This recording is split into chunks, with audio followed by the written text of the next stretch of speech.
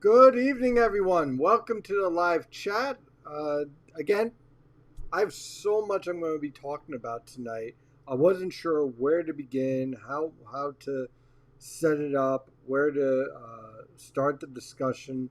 First thing, I guess, to make sure that everything is up and running, and looks like it is.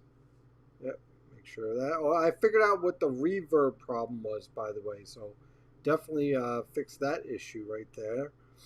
So, okay, good. We're up and running. Say hello, everyone in the premium chat. Say hello to everybody in the YouTube chat. Of course, guys, remember on the YouTube, I know a lot of people don't like to use YouTube and Google and all that stuff. Not to worry, but those of you who are on YouTube, please be sure to like and subscribe onto the channel, because then the more people I get, the bigger the channel is, I guess you could say, and the more options I'll have. So let me get this out of the way. So, good evening, everyone. That's the first thing. There is a lot I want to talk about tonight. We have the heavy rainfall. We have the development of model guidance that's taking place. That I really want to talk about. The evolution in the tropics with TD18. And also I wanted to talk about some of the long range model guidance for the upcoming winter, some of the seasonal data. I want to touch on that before it gets out there in social media land and people misconstrue it. So first thing I want to talk about is the model guidance. Is this, okay? As we move into the winter months, you're going to come across people who are going to be talking about every model under the sun, depending on what it gives you in terms of the heaviest snowfall. You'll hear about the UK Met. You're going to hear about the Brazilian model. Yep. The Japanese model, Canadian, GFS, Para GFS, which is probably another upgrade of the GFS, which fails miserably, and all sorts of different models. Okay. For you young meteorologists out there that are just starting out, I want you to understand something very well. It doesn't matter what model you use if you don't understand two basic things. One, what is the underlying environment? And two, what is the typical error that you get with the model? So, for example, the European guidance typically has a little bit of a problem with convective feedback in the subtropical jet stream. So if you understand that, you can make adjustments to the model. The GFS guidance tends to have a cold bias. So when you take a look at storm evolution, you can make that adjustment. The WPC puts out a great discussion on this, on what models are performing best and worst, and which ones you can kind of trust on and lean on. But I wanted to touch on that first, mostly because this winter I'm going to really try to drill home. It's not the model. The model trending is not causing the storm to go further west or east. What's happening is the model is adjusting to new data being put into it. So I'm often seeing, and I'm going to kind of go on this crusade for much of this winter, which will probably drive me nuts, on this idea that, the models are the most important thing. It's not. It's the observations. It's understanding the physics. And it's also understanding and taking the time to, when a storm goes wrong, when a forecast goes wrong, to learn why it went wrong. Okay? Because you're not always going to be right. Ever. The greatest meteorologist in the world, which I consider to be the meteorologist that forecasted for D-Day, because they were basically forecasting blind, and they put together an amazing forecast. Those guys even can get forecasts wrong.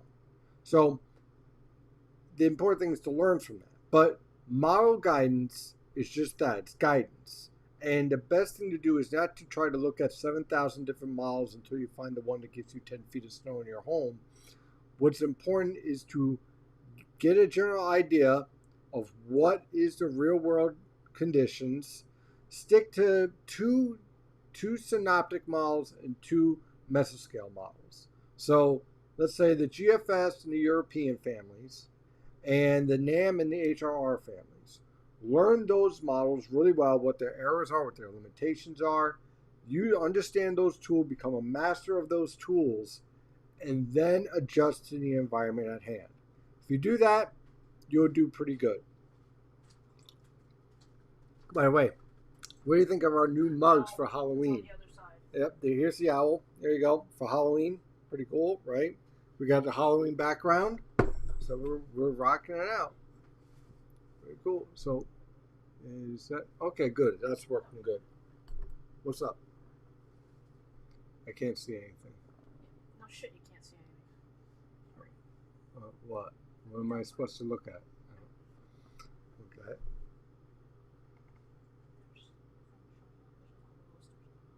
Okay, so there's no one responding yet. Okay. All right. So let's see here. Okay. Where was I? Okay. Right. All right. So first, let me jump to the screen share here, and I'm going to first talk about the rainstorm because that's just the most paramount thing. Then we'll go to the tropics. Then after that, we'll go to the winter pattern. And after we go to the winter pattern, then I'll start answering all your questions. So then we'll go from there. So if I sound like I'm pausing, there's so much stuff in my head that I want to talk about that I'm making sure it's all cataloged. So first of all, we'll take a look at our current surface map here with our radar. Again, this is from weathertap.com. I've been using this website since, God, over 20 years. I feel old now. 22 years. Actually, no, now that I'm thinking about it, 25 years. Yeah, a quarter century. There you go. What do you know? So this setup is driven by an upper level low that's forming. Now, let me zoom in here. You see this here? This has me concerned for a very heavy rainfall. And it's driven by this dynamic right here, which is called the subtropical, which is called the low-level jet stream at 850 millibars. Bless you. The 850 millibar jet here is going to be a key factor for this heavy rainfall, and I'm very concerned about it because it's starting to enhance the lifting here. Now you see this upper level low here? This 850 millibar low is going to lift due north. But as it's doing so, it's going to enhance this rain band here. And because it's running into, essentially, this block, it's not going to move very fast. So here's my general concern here. This block I've been advertising for a while now. You premium members, you know I've been talking about the fact I didn't like the fast GFS because the pattern was too blocked up for it to be moving that fast. So I like the European and European ensemble guidance for the past couple of days. Now all the guidance has shifted to that. Why? Because of this block. This block, by the way, is driven by the enhancement of all the tropical activity that we're seeing in the Atlantic. Kind of an outflow aspect. So you're getting this ridge is stronger, right? So all of this moisture is being funneled into eastern Pennsylvania and western New Jersey initially. And then it's marching east. While that's happening, this low-level jet stream is enhancing the lifting of the atmosphere of precipitable water that is around, let me pull this up here, 1.5 to 2 inches. Now, here's what's key here from earlier this morning, and this is why the flash flood watches got expanded. This moisture transport is stronger than what was modeled. Okay, we were supposed to be around 1.5 to 1.7 inches. Instead, we're getting closer to 2 inches. That's important because it enhances the rainfall rates of the potential storm that we're going to be monitoring. So this observation is really, really telling because what this means is that we have more moisture available. So you combine a slow-moving upper-level low with a slow-moving cold front, and you end up with this heavy rainfall that's going to be marching its way through tomorrow afternoon over eastern Pennsylvania, tomorrow evening by the time it gets to the Delaware River Valley and starts pushing into western New Jersey, and then overnight, let's say from about 10 p.m. to 4 a.m., over the New Jersey coast, the New York City Metro, and the Hudson River Valley. Now, by the time it gets through Long Island and Connecticut, it'll weaken. Why does it weaken? Well, let's take a look at 850 millibar winds, shall we? Roll down here. Perfect. So here's what happens. The jet streak begins to weaken tomorrow night because the upper level low gets pushed back into Canada. So the lifting mechanisms to drive this heavy rainfall starts to collapse once it gets past the New York City Metro. Not because of the timing of the day, but because of this low-level jet getting shifted up towards northern Canada and into the St. Lawrence River Valley. So what does this mean for your plans and whatnot for tomorrow? Tomorrow morning won't be too bad. We'll be dealing with scattered showers, much like we've been dealing with today with some of these isolated showers being pesky. You're going to start to see these scattered showers get into the region. Tomorrow afternoon, eastern Pennsylvania, very heavy rainfall. Probably about 1 to 2 inches of rain is expected out of this. Then it's going to march into the Delaware River Valley, the Philadelphia Metro, let's say around 7, 8 o'clock, just in time for the middle of rush hour. So just going to be just great there. Meanwhile, the New York City Metro, you're still dealing with scattered showers, but not the heavy rainfall yet. Late in the evening, say from 10 p.m. on through 2 a.m. Friday, that's where the Jersey Shore and the New York City Metro and the Hudson River Valley gets that 1 to 2 inches in a few isolated locations up to 3-inch type rainfall. As it pushes further east, it'll weaken, and that's where the rainfall amounts start to subside more to like a half an inch to an inch of rain. Now, typically, this would not be a flash flooding event, but because of the previous rainfall events and the fact that the water table is so saturated, that leads to the potential for flash flooding and urban flooding. If anybody has any type of blocked roadways or anything, not roadways, drainage areas blocked up, definitely keep an eye on that, because that's going to cause some urban flooding in that scenario. I am also worried about, with this low-level jet, producing the threat for some severe thunderstorms embedded within this rain shield. Typically, in this type of scenario where you have this type of jet streak, the mixing of the atmosphere in this type of jet streak dynamics in the mid-levels causes enough spin to potentially produce some strong wind gusts over 60 miles per hour via downburst wind gusts, which basically means that all that moisture is getting lifted up higher in the atmosphere. It rapidly cools and it slams down like a hammer. So that's something that we're going to have to watch out for. There's also a very slight chance that you could get a mesoscale low developing, which could lead to an isolated tornado. I think that's going to be a rare threat, but it's a threat nonetheless given the 850 millibar jet. Hey, Hun, how's the chat looking? Hun? Oh, okay. How's the chat looking? Oh, okay. I don't know. Okay. Oh, there it is. 2 people. Okay. Let's see here. So the potential here, I think, for the most part for tomorrow is going to be that heavy rainfall threat.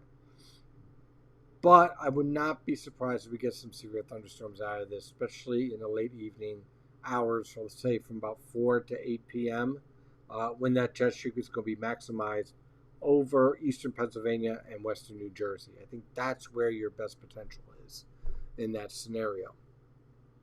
So that's your heavy rainfall event. Oh, cool. Oh, sweet. Hi. Hi, Murray. Let's see here. So that takes care of the heavy rainfall threat. Now let's talk about the tropics. Let's see here, and I want to go to. Yeah, there we are. Okay, so the tropical Atlantic has been busy. Not all that impressive, but busy. And I say not all that impressive because the two tropical storms we have been dealing with, Rose is pretty much a goner. Our other one here, let's see here. We have Tropical Depression 18. Let's pull it up here. We got Peter and Rose, which I know some people posted Pete Rose. I get it. If you're a baseball fan, you get it. It finally happened. These two are going to be gone by tomorrow, so they're not an issue. Tropical Depression 18, everybody is keeping an eye on. And let me show you the latest forecast from the National Hurricane Center. We'll put on the tracks here. And they are forecasting for this puppy to be a major hurricane. Now, why would they be so aggressive? Well, let's take a look at the satellite picture, shall we? This is one very organized tropical depression. Now, first of all, you have your convection forming right around the low-level center. You got the central dense overcast starting to take shape. All that's well and good. Here's how you know that this is going to be a real player. You see this out here? See this fanning out of the cirrus? This is the full development of a warm core low. Okay? This means that the atmospheric environment of this tropical low is building up towards the upper portions of the atmosphere. It means it's a complete warm core engine already. There's no wind shear, dry air, organizational redevelopment, any of that stuff. So much like the last major hurricanes that we saw, it has the same type of characteristics. A fully developed system already at the very start. You have your outflow, you have your environment becoming, basically tropical low pressure systems creating its own environment already. So these are all signs of a storm capable of rapidly intensifying. Throw in plenty of warm water and no inhibiting factors, and that is how you get very strong agreement on pretty much every model that this is going to be a major hurricane. So naturally, everyone's wondering, where is it going to go? Well, when we take a look at the Atlantic overall,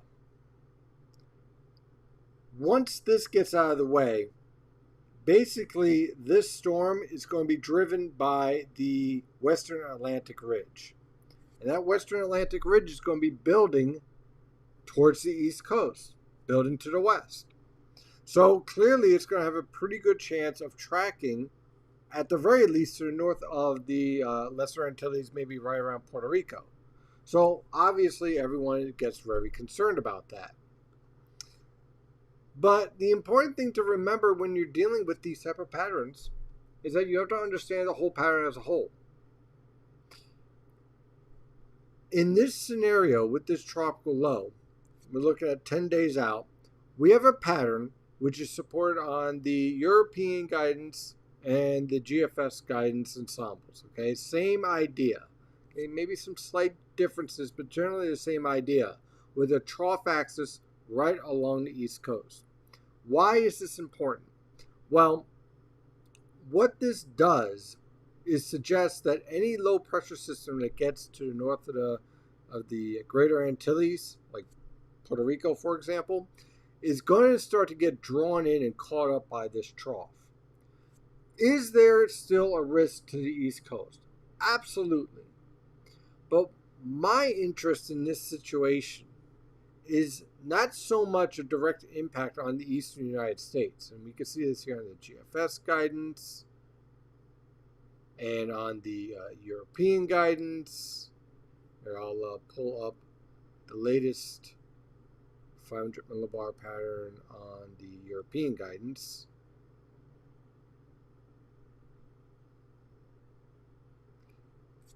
My interest is how this is going to impact the pattern overall.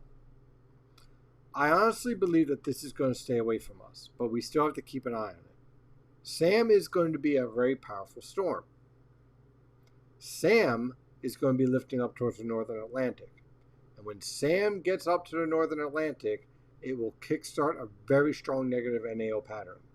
And that means that by the time it gets up towards the northern Atlantic, let's say around October 4th or 5th, that's going to lock in a cool weather pattern for the start of October. It'll relent by the middle of October, and probably the second half of October is going to be mild, but I think we're setting up ourselves up for a very impressive trough or a very impressive cool shot.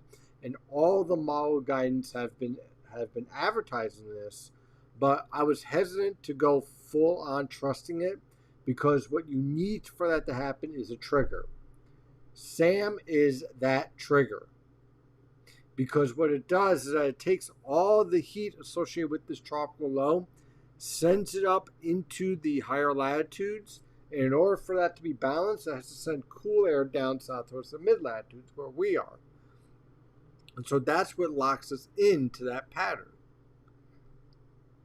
And that is how you end up with a cool weather pattern on the East Coast. Now, there's a lot of factors with Sam that have my attention, and that is a wild card I'm going to share with you. If Sam becomes, let's say, a Category 4 hurricane, Category 4 hurricanes can sometimes alter the upper level features around it. And sometimes what you can end up with is that the Western Atlantic ridge ends up stronger than being forecasted. And so that allows the storm to track further to the west and closer to the East Coast. Some model guidance is already trying to suggest that. So the strength of this storm is going to be very important to watch. That would be the one wild card I'd keep an eye on.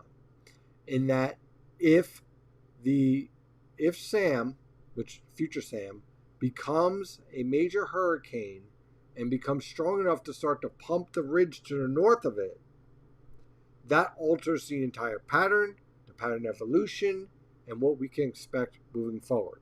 So there is your wild card that we're going to be watching out for with this storm. Now, my next point is I'm going to discuss the winter pattern. Now, again, the winter forecast is usually issued by around the late October. I don't do August and September because observational data isn't there. But some features which I've been talking about in premium discussions and answering questions about that, La Nina is definitely coming. Okay, that's public knowledge, and I don't care so much about the sea surface temperature anomalies, but if you want to focus on that, fine. Clearly, Nino 3 and 3.4 are free falling. Okay? What catches my eye is the SOI index. Why? The SOI index is basically a measure of pressure. So, it's basically how the atmosphere is reacting to La Nina. So, when it gets above 30, that's a very strong La Nina. When it gets somewhere between 15 and 25, that's usually a moderate La Nina. And below 15 is a weak La Nina. So we've generally been in a weak La Nina range. And the pattern has been responding like as if a weak La Nina is in effect. The MJO does have some influence still. For example, it's been suppressing some of the tropical activity. And that's why we're not seeing it as explosive a development in the Atlantic right now. That's going to change in a few days. Just watch. But the overall theme is a La Nina theme. And La Nina themes usually feature stronger polar jet streams, weaker subtropical jet streams. So we're seeing all the calling signs there. Meanwhile, the snow growth, let me take a look at this real fast, and we'll go back to the 21st for this year. And we're already seeing snowfall. Now, last year at this time, we had nothing. This year, we have something. It's definitely above normal for this time of year so far. Snow growth in Siberia is a major sign of potential disruption of the polar vortex. Potential sign of the potential disruption of the polar vortex leads to more high latitude blocking. High latitude blocking leads to trouble, leads to major winter storms. Now, there is going to be a lot of people jumping on board and focusing on a lot of the CFS 2 model guidance, European weekly guidance, the seasonal guidance, CANSIPs. Okay, these models, a lot of people focus on the surface temperatures, what the surface anomalies are. I think that is a horrible idea because surface anomalies have far too many factors that you can't really forecast for in a long range model data. But you can use with confidence 500 millibar pattern. The reason why is because it's higher up, you have less noise, okay, less interference. So you can use the 500 millibar anomalies pretty well. And what I'm seeing here, we'll start off first with the CFS, which is the American version for December. And again, all this is free. You can catch all of this. See, in January and February. What is the theme? Ridge around the Aleutians, broad trough over the eastern two-thirds of the United States, weak ridge over western United States, some sort of a weak negative NAO signature here, very weak though. So that is the CFS. The European ensembles for 500 millibars. Pull that up here. Okay. In December, it produces a very strong upper level low signature around basically New England.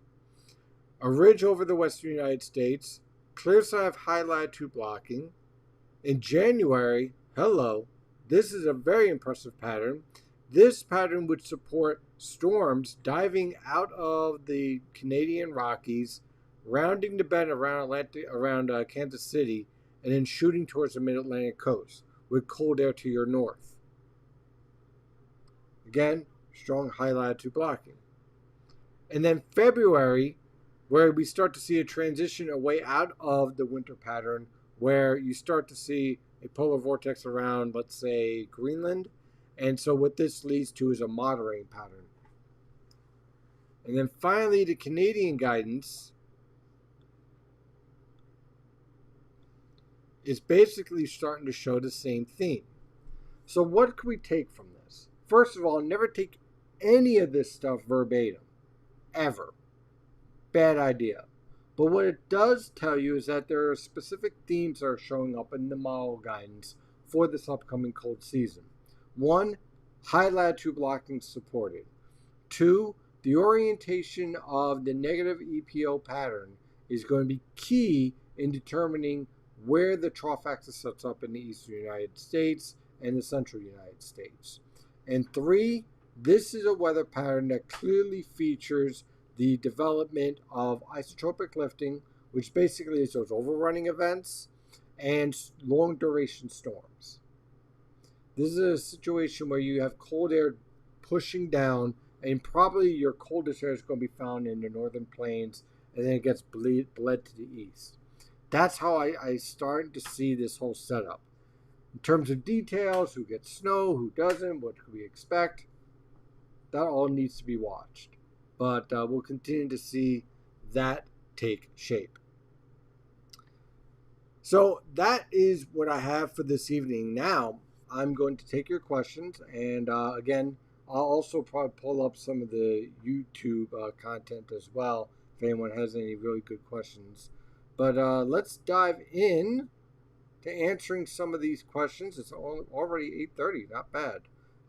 Great mug. What type of coffee? I have French vanilla tonight. Definitely drinking enough coffee. I gotta watch Archer tonight, so. Let's see here. let's see. Because what Philly metro area needs is yet another tornado. Yeah, I know. I know. Believe me, I get it. Um, as long as we don't get another 8+ inches of rain in an entire event in the evening. That's from James. Yeah, totally. I do not expect a 8-inch type of rainfall event. First of all, we don't have the type of moisture transport to support that, or the moisture content in the atmosphere. But I am concerned about that potential for 2-3 inches of rain.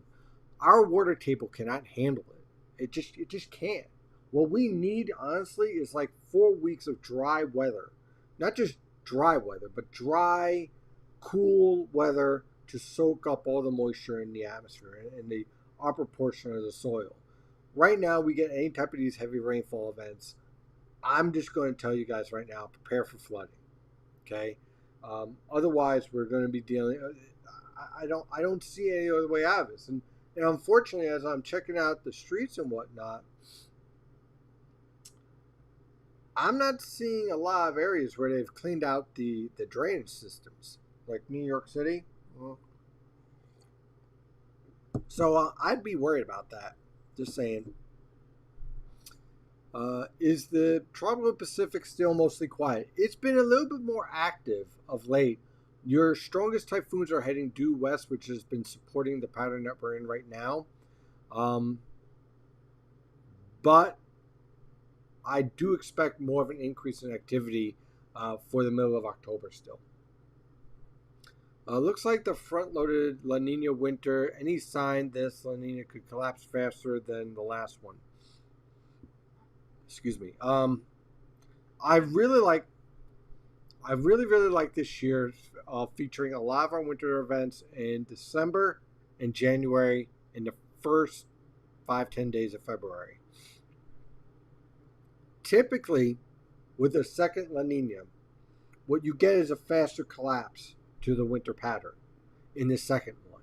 This is known by a lot of research and personal observations. What could change that? Major disruption in the polar vortex, for one. An unexpected stratospheric warming event. The La Nina holding on a little bit stronger. So that could certainly be something that could be a real factor. I have people ask me about my shirt. Murray, thank you. All right, so this shirt, we're working on redesigning, okay? Because we are going to be getting a new logo soon. So we're working on redesigning this. I'll be putting these new shirts out soon, but we're resetting everything. And getting all that evolved and set up. But this is just a basic type. So I think I still have this up in one store. So I'll be able to post the link on that after the chat. But yeah, totally. The shirts are coming. So it should be fun. Let's see here. Let's see. Yeah? Okay. Will tropical systems still pose a threat after Sam moves out? Yeah, I think we're still going to be under the threat of tropical threats until I'd say October 31st. I think November it finally collapses, but I would keep an eye out for the second half of October still. I really would. I'm not comfortable with this season being out of the way until November, based on everything I'm seeing. And really, technically, you could still get a tropical system up to November 30th, but those storms typically are focused more towards the Gulf Coast, historically. If the water table, this is from Card, if the water table is still high come winter, I hate to see what the first snow melt after a freeze and heavy snow is going to look like. Yeah, that's not going to be pretty. That's not going to be pretty at all. Let's hope we do not get into that scenario. But again, the idea here is that if we get like 3 weeks of dry weather, I mean, bone dry, like nothing's going on. At most, you maybe get a pesky shower passing on through. Um, then I think that alleviates the situation for the most part. But we haven't been able to establish that. Every time we think we move into a dry pattern for 3 days, we get into one of these rainstorms again, which on their own would not create flash flooding, but because of where we're at, it does. Don't collapsing La Ninas lead to back end snow? Depends. Strong La Ninas that are collapsing do. Typically, what happens with a weak La Nina is that as the La Nina is collapsing, the polar jet stream kind of loses its punch. So typically, you don't see that response. Whereas in a strong La Nina, the polar jet stream is so amplified that it kind of gives that one last punch before it leaves. And so that's how you get like a winter where nothing's going on. You get all the way till March and you're ready for spring. You got baseball on. You're thinking about the World Series. And no, boom, winter storm hits out of nowhere when you've been waiting for it since December. And it hits you March 15th when you really don't want to deal with snow. Typical, every time. And if I sound bitter, it's because every time we get that, it is the hardest time to forecast for snow, and all I want to do is watch Mets baseball. And then watch them lose and get my heart broken again. But you get my point. But yeah, back to the merchandise again. Definitely, I have shirts available, so I'll definitely put the link up tomorrow morning on the website. But new merchandise, better merchandise is on the way. So my wife is very concerned about this. She's giving me the evil eye because, like I said, I have a lot of trust in my wife because she's an amazing artist. She, on the other hand, rather me not pump her up because she, yeah, exactly. You're shaking your head, I know, but trust me, it's going to be super outstanding. And why I know it's going to be outstanding? Because I sold shirts and I'm colorblind and I can't make anything artistic. So she's going to do awesome. Trust me. Let's see here. Yeah, there's just some technical roadblocks. There's always technical roadblocks. That's why things are fun. If things were meant to be easy. No, look. If things were meant to be easy, then there would be no challenge in it, no fun. This is where you and I are greatly different. Yeah, well, I enjoy the challenge. Christmas snow is much better. Yes, indeed. This winter is going to be very interesting, I think, in a variety of different ways. Because, for one, we're going to have a new winter weather warning system out from the National Weather Service that is going to be very interesting to see how they communicate. Because they've gotten rid of like ice storm, all that stuff. And I'm concerned based on what we've seen so far this summer, where we've issued hurricane warnings and some politicians don't seem to understand that. So now we took out the ice warning. We just have winter storm watch, winter storm warning, and it describes what's going on. The problem is that I don't know if I trust that based on what we've experienced this summer. So it's going to be very interesting to see how that plays out. This coffee's good. Let's see. Just want to pull up some new data here. We're getting the radar. Okay. Just want to touch on these thunderstorms for tomorrow. This whole rain shield is going to be marching its way to the east, right?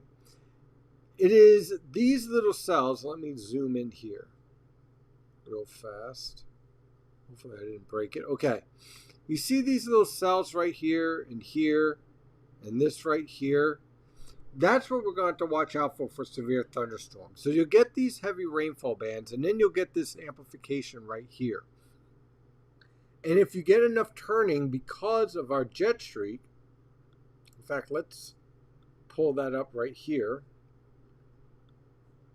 See that jet streak right there? You see how this whole thing is kind of running into a roadblock and you get all this moisture getting drawn northward? That is why we're concerned. Because while this is coming in from due south, okay, you have your surface winds coming from the southeast. 850 millibar winds coming in from the south. 500 millibar winds coming in more from the southwest. So what are the winds doing as they move up cyclonically? As you move up in the atmosphere, it's cyclonic.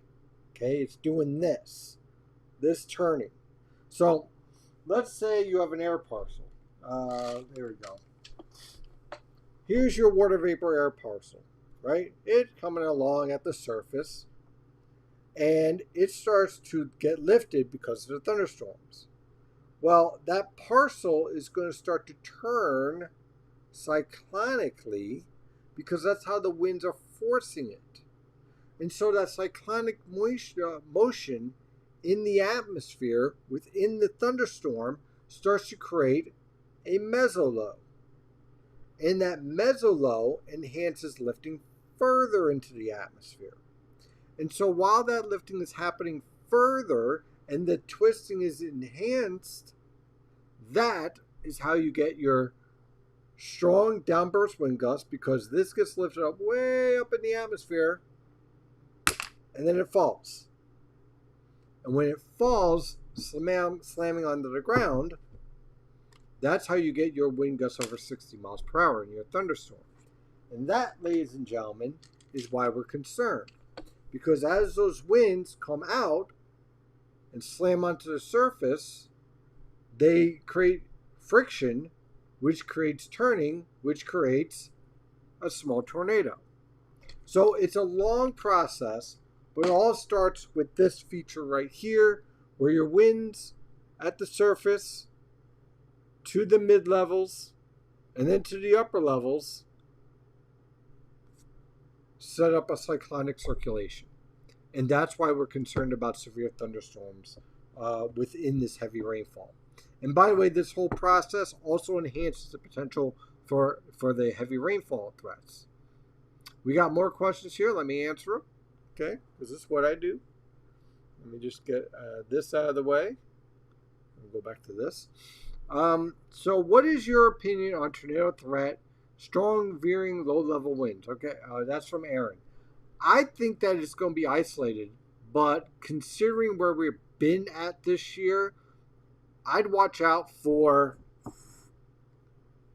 my focus area is going to be right here. You see how the topography is a little bit flatter here? Same thing here. Where have we seen most of our tornadoes? Right around here. Why?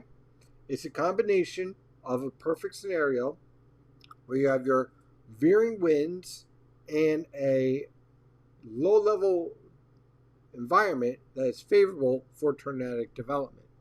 It's very difficult to pull off. This is no plains type situation, despite what some people say, but it's your most likely scenario. So considering where our low-level jets are going to be setting up, I'd keep an eye on eastern Pennsylvania and western New Jersey. Yeah, that includes around the Trenton suburbs as well, unfortunately, for the potential for something to pop. I'm not saying it will. I'm just saying that's where I think it's going to be most likely. Card accidents. So we went a couple of days without sunspots. Now we have 3 with 2 weak ones and one that is actually emitting solar flares. Yep. We're seeing more activity in the sun. We went a little bit quieter. This is not a very impressive solar cycle 25, but it is active. But it's certainly nowhere near what solar cycle 23 was. And so that definitely has my attention again for the winter. The QBO is negative. QBO negative with a weak solar activity with the sun typically supports a weakened polar vortex, which typically supports, you guessed it, high latitude blocking. So it's something I'm certainly keeping an eye on. Land axes, the tornado threat for tomorrow seems low. It is, but if a tornado happens to spin up, what area in New Jersey would do you think will it happen? Kind of already jumped the gun on that and answering it, but again, I would say right around the Delaware River. That's where I would say. I'd say from Trenton on northward along the Delaware River, I think that's a good place to look for them. I hope I'm wrong. I hope we get none. Actually, I hope we don't get any heavy rain either. But that, well, you could see it off to the west. That's happening. But hopefully we don't get the severe thunderstorms because we don't need them. Oh, man, I love this coffee. Okay, let me answer. I'll be jumping right back to live chat in a second. Let's see here. Bring on. How many hours? I'm not sure what that question means. Let's see here. New York City will schedule an outdoor concert for a major ice event. Yeah, I wouldn't be surprised by that. I'm waiting for that. Yeah, pretty much. It would be on par. Oh, God. Hey, maybe if it's an ice skating event, that works. Let's see here. Some cells are popping up east of the main line as well. Do these cause the same concern? Great question. We're talking about these popping up right here. This is driven by a mid-level trough. It's kind of like a prefrontal trough. It's happening right on the edge of our moisture gradient and our jet streak. So I think because it's not in the heart of the jet streak, a lot of these showers and thunderstorms are going to be more focused on the heavy rainfall threat rather than the severe / tornadic threat. Again, I can't rule it out. Okay, never when it comes to mesoscale meteorology rule anything out because it's mesoscale meteorology, which means you're forecasting chaos, complete chaos.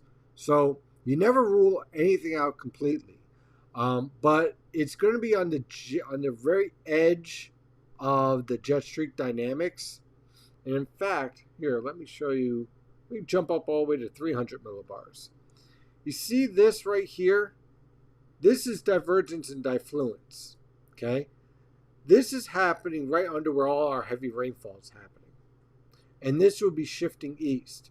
This is basically stretching the atmosphere like taffy, okay? So this is where our strongest updrafts are going to be in the atmosphere, which is why that's where your strongest, best potential for severe weather is going to be. This jet streak dynamic, which we could take... Let's see here. There we go. Pull up 300 millibar winds. We'll zoom in on the East Coast.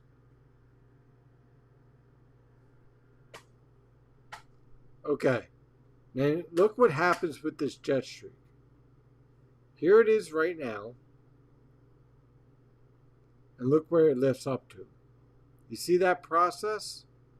This means that your jet streak influence, your lifting parameters, basically lift up towards the Poconos and Catskills in northwestern New Jersey, but then pulls away. So that's why I like the idea from Trenton northward in terms of that tornado threat.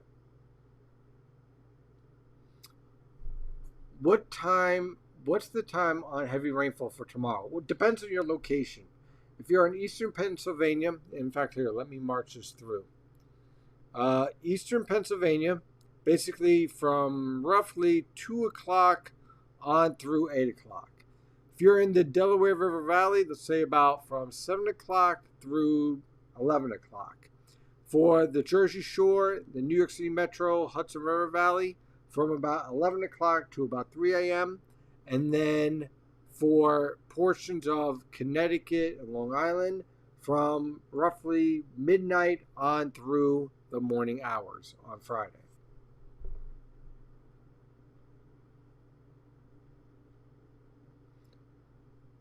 Let's see. Here's a very interesting question on YouTube that I actually wanted to touch on. Volcanic activity on the African coast affecting our weather. Okay, This is a great question just overall on pattern, because I always get a volcano question. First of all, when I'm looking for a volcano to impact weather in general, I do typically want to look at the tropics. Typically, what I want to do is look at the tropical Pacific. Those are where our stronger volcanoes are. In terms of the volcanic activity around Africa, in this case, the eruption, although impressive, is not nearly strong enough to have an impact on the weather pattern as a whole or on the changes of the 500 millibar pattern or cooling temperatures. What you typically want when you're talking about reduction in the global temperatures, you want like a major eruption, a somewhere above your highest levels. Okay, so Krakatoa would be a good example. Um, Volcanoes like the ones that you see in Iceland, right? Those create havoc with travel. Um, Certainly poor visibility, but not strong enough to impact the weather pattern. The one in Africa, same scenario. Um, but I don't. What happened? Oh, all right. I don't know. Guessing YouTube's having problems. Typical. What was I going to say? When it comes to volcanoes, typically you want to see major volcanoes. And so I'm not really too concerned about the African volcano at this point. Put this away here. Let's see here. Looks like a classic high shear, low cape scenario that is typical of more southern areas in winter. Yeah, basically. That's basically what we're dealing with.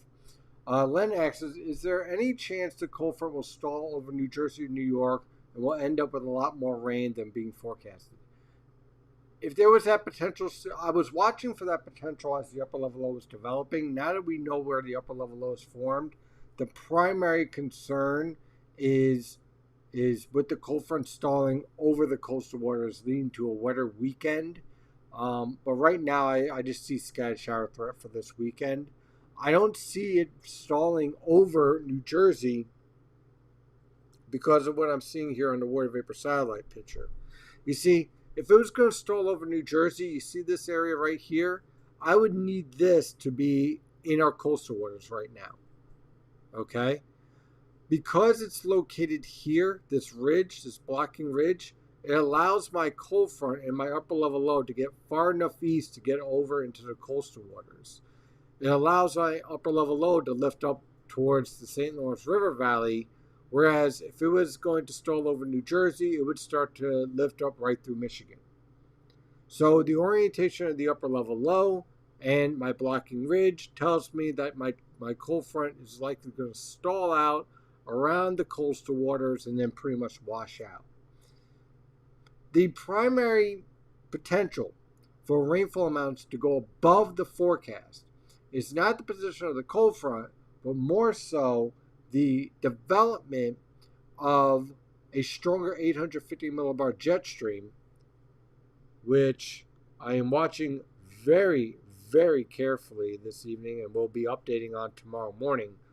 Because if I see wind knots, let's say around the 65, 70, 80 knot range, that enhances moisture transport. It enhances lifting, and it would lead to higher rainfall rates and a far more intense wall of water marching our way. That is how I would see this exceeding their current forecast, which is still pretty impressive at 1 to 3 inches of rain overall. But if I was looking for a signal, that's the signal I'd be looking for. This jet streak right here, which you can follow, by the way, you can find on spc.noaa.gov if you follow that, which is a free website, it's a government website. You can follow along with this jet streak. We're going to be keeping an eye on it to see how it develops. And I just want to say for everybody, outstanding questions tonight. Really, really outstanding questions.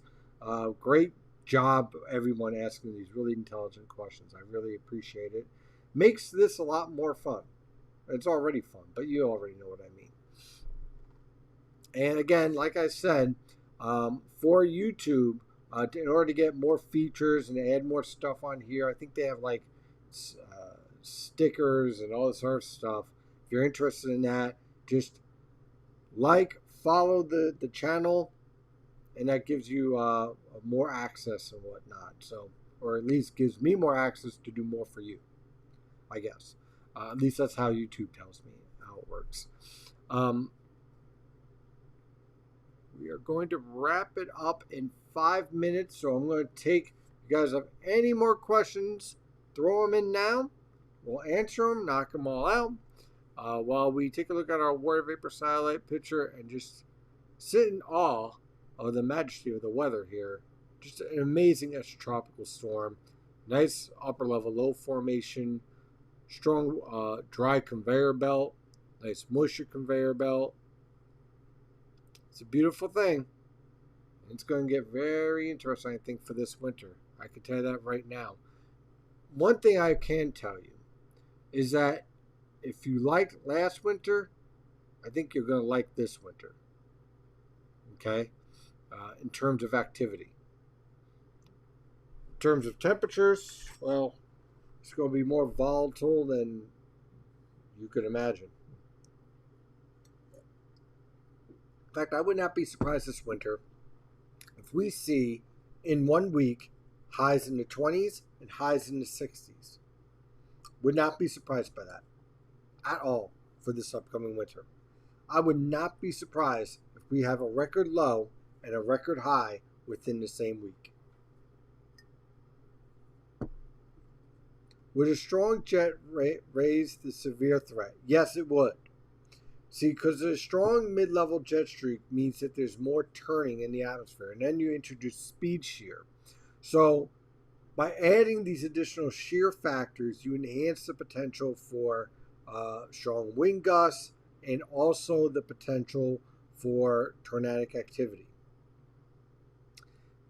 If you get a mid-level jet streak around 70 knots, which I'm not expecting, but if we got to that point, it would fundamentally enhance the moisture transport, which means that your precipitant water values are increased, which means you have stronger rainfall rates, you have higher threat for lightning, you have higher threat for downburst wind gusts, and as such, higher wind gusts at the surface over 60 miles per hour, which leads to severe thunderstorms, and a greater potential for tornadic thunderstorms. So in short, yes, stronger low-level jet streak enhances the potential for severe weather. I'm not expecting it, but this is a little bit stronger than what I thought it was going to be by this evening. I thought we'd see the 50 knot showing up by tomorrow morning. So it's a little bit stronger. Not enough for me to change the forecast or anything of that nature, but certainly something to keep an eye on. That's going to be your wild card for tomorrow. I love this coffee.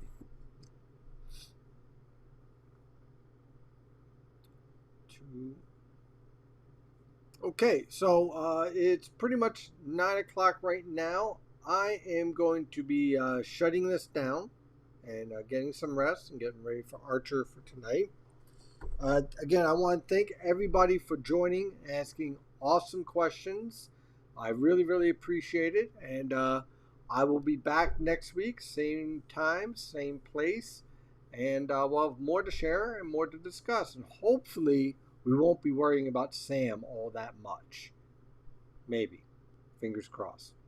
Have a wonderful night. And as always, stay safe out there.